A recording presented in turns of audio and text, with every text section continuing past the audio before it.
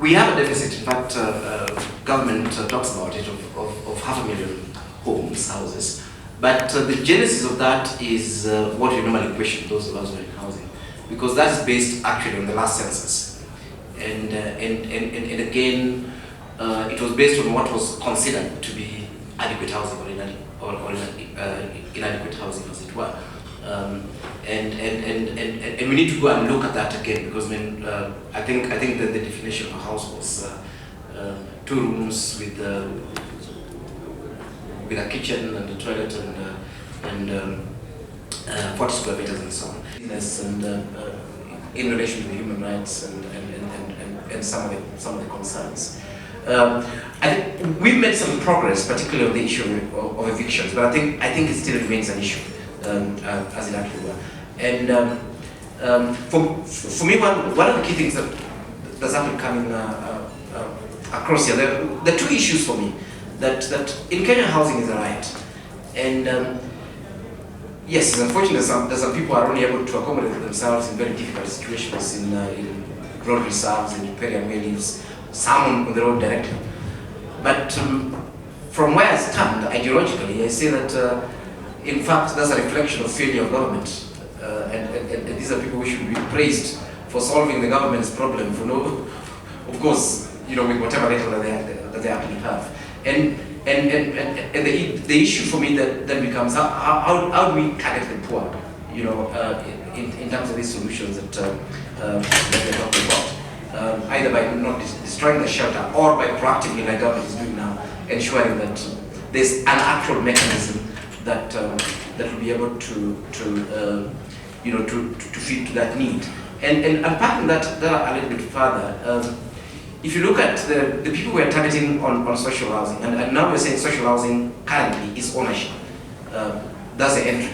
And we're saying you must be somebody who can commit long term, to paying about 4,000 shillings every month.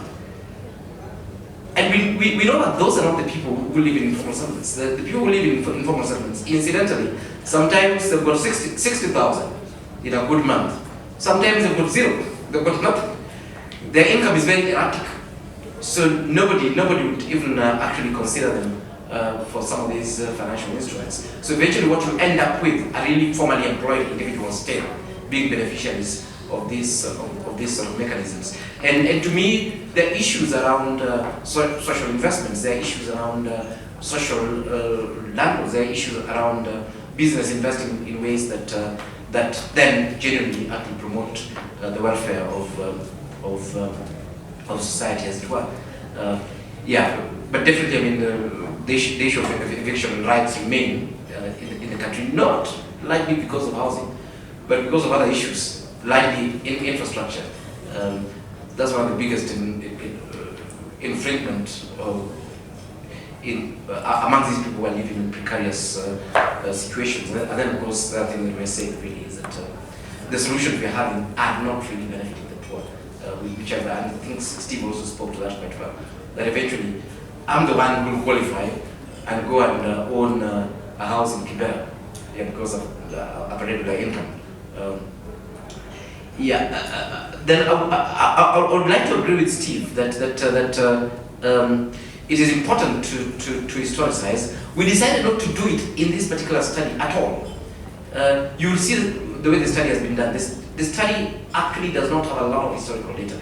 Why? Because we actually wanted that this study should give people something new, something different. We know sometimes when you're reading studies from Nairobi, UN studies, our own papers and so on, you find 3/4 of it is regurgitating the same data, and it becomes very difficult for the reader to find out what is actually new. And you'll see that in this study, and it was by design, we decided to focus on just that one element of social housing, and we did not even decide to historicize this. We decided to look at it specifically in terms of what government is doing and what's happening currently in the county. But again, like you're saying, this study has to be read together with other things, other studies that are going on.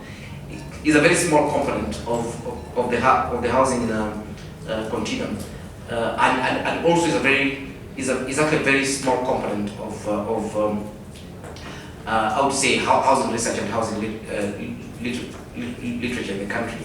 Yeah, but that was actually on purpose, and because we had quite a lot of data, incidentally, and a lot of that from government and from the county and all this. But we felt like repeating that data in the study would then make the study not as sharp to the people, to the consumers that we're talking to. In fact, at some point we discussed this with Pauline, that in fact out of this study we may need to do a proper paper which then can bring in, you know, the historical context.